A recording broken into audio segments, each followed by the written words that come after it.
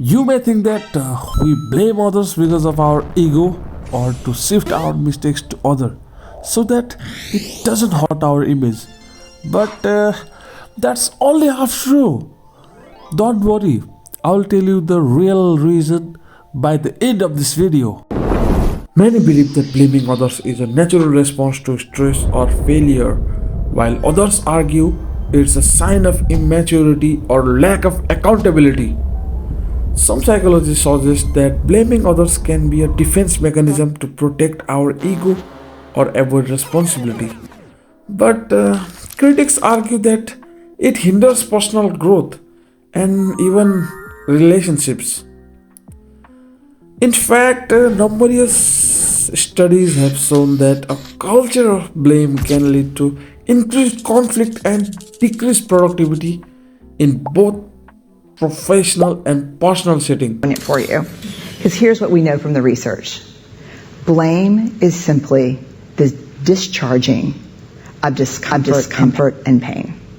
It has an inverse relationship with accountability. Accountability, by definition, is a vulnerable process. It means me calling you and saying, hey, my feelings were really hurt about this, and talking. It's not blaming. Blaming is simply a way that we discharge anger.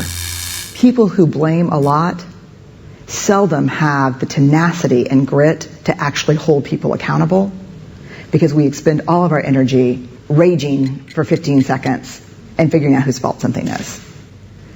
And blaming is very corrosive in relationships, and it's one of the reasons we miss our opportunities for empathy. Because when something happens and we're hearing a story, we're not really listening. We're in the place where I was, making the connections as quickly as we can about whose fault something was. One reason people blame others is to avoid feeling of guilt and responsibility, like how your crush avoids you. And by shifting the blame, we can maintain a sense of perfection or self-esteem. Chapter.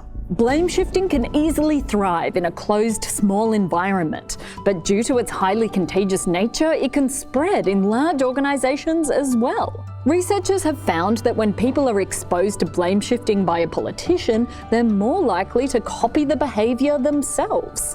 In one study, participants were split into two groups and read a news clip about a failure of former California Governor Arnold Schwarzenegger. In one group's clip, the governor took full ownership of the failure, though in the other group, the governor blamed special interest advocates for his failure. Later, when participants wrote about an unrelated personal failure, the group exposed to blame shifting were twice as likely than the other group to blame someone else for their own mistakes. Researchers called it blame contagion. Another reason for blaming others is the need of control. Even though everything is not a TV remote, when we feel powerless in a situation, blaming others gives us a sense of power back, just like snatching the TV remote from your sibling.